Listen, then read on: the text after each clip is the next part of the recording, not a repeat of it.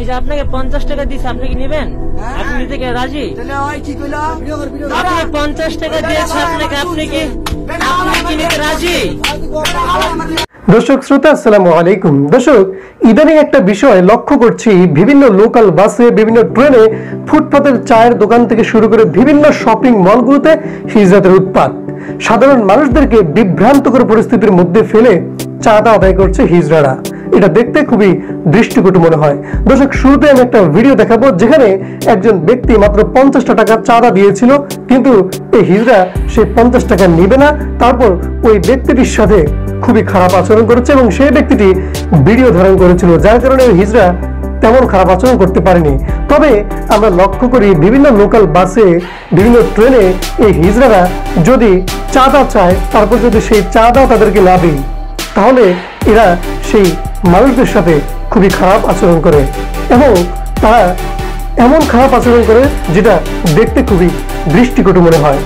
হিজড়া সম্প্রদায়ের কেউ যদি আমার এই ভিডিওটা দেখেন, তাহলে আপনাকে বলবো প্লিজ শুরু থেকে শেষ পর্যন্ত ভিডিওটা দেখবেন। আমি কোনো নেগেটিভ কথা আপনাদেরকে নিয়ে বলতে আসিনি, আমি আপনাদেরকে নিয়ে পজিটিভ কথা বলেছি। তারও একটা ভিডিও কিন্তু আমার এই চ্যানেলে আছে, তার লিঙ্ক আমি এই ভিডিও ডেসক্রিপশন বক্সে আমি দিয়ে রাখবো এবং ভিডিওর আই বাটনে আমি সেটা দেব, যেখানে আমি আপনাদের মানবতার কথা তুলে ধরেছি।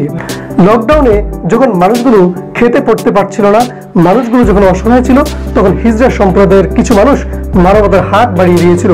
সেটা নিয়ে আমি পজিটিভ কথা বলে একটা ভিডিও দিয়েছি এবং ভিডিওটি মোটামুটি ভালো ভিউ হয়েছে। সেই ভিডিওটা আপনারা দেখবেন। দর্শক, যে কথা বলছিলাম যে 50 টাকা চাঁদার জন্য একটি ছেলের সাথে কি আচরণ করলো, সেই ভিডিওটা শুরুতে দেখবো, তারপর এই হিজড়াদেরকে নিয়ে গুরুত্বপূর্ণ কথা বলবো। চলুন ভিডিওটা দেখি। আপনাকে 50 টাকা দিয়েছে, আপনি কি নেবেন? আপনি নিতে কি রাজি? আপনি 50 টাকা দিয়েছে আপনাকে, আপনি কি নিতে রাজি? আপনি নিতে রাজি? এটা নিতে রাজি নাকি সেটা বলেন। আপনি 50 টাকা নিতে রাজি কিনা সেটা বলেন। না নিলে আপনি যেতে পারেন, আপনাকে আমি এখন চাঁদা দিতে রাজি না। আপনি যেতে পারেন, না হলে আপনার বিরুদ্ধে আমি ব্যবস্থা নিতে রাজি। এখন চাঁদাবাজি চলবে না। 50 টাকা দিয়েছে আপনাকে, 50 টাকা নিবেন কিনা সেটা বলেন। 1 টাকা আপনাকে আমি দিব না, 1 টাকা দিব না আপনাকে আমি। আপনাকে কেন আমি চাঁদা দিব? আপনি কে? আপনাকে কেন চাঁদা দিব আমি বলেন আপনি? না, আমি দিব না, আমার কষ্টের কামাই। আপনাদের মধ্যে হাততালি দিয়ে আমি নেই না টাকা, আমার কষ্টের কামাই এটা। 50 টাকা কামাই আমাকে 1 ঘন্টা সময় দিতে হয়।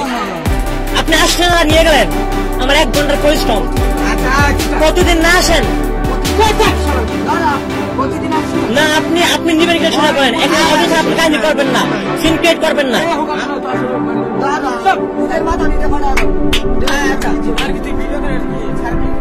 দর্শক, ভিডিওটা দেখলাম।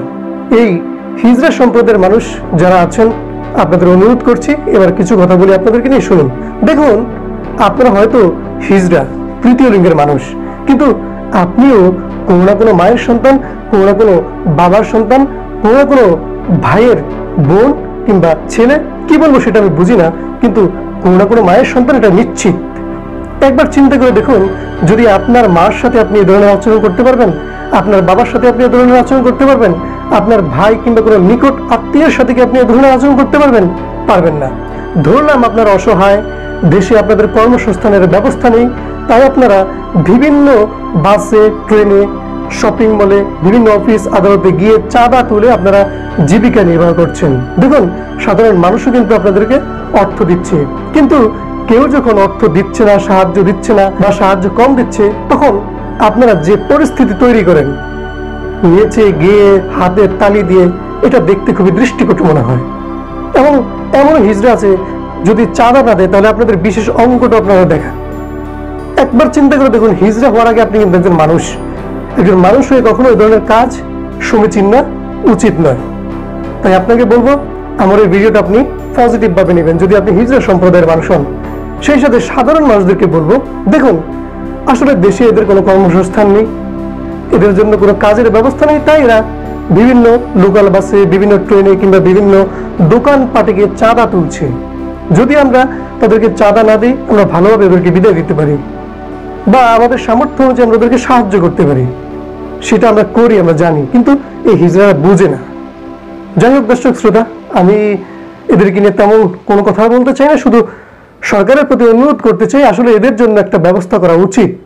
এই সম্প্রদায়ের মানুষের জন্য এমন একটা ব্যবস্থা করা উচিত যাতে করে এই সম্প্রদায়ের মানুষগুলো কিছু করে খেয়ে যেতে পারে, বাঁচতে পারে। ভিডিওটা শেয়ার করে দিন। ভালো থাকুন, সুস্থ থাকুন। আল্লাহ হাফেজ। আসসালামু আলাইকুম।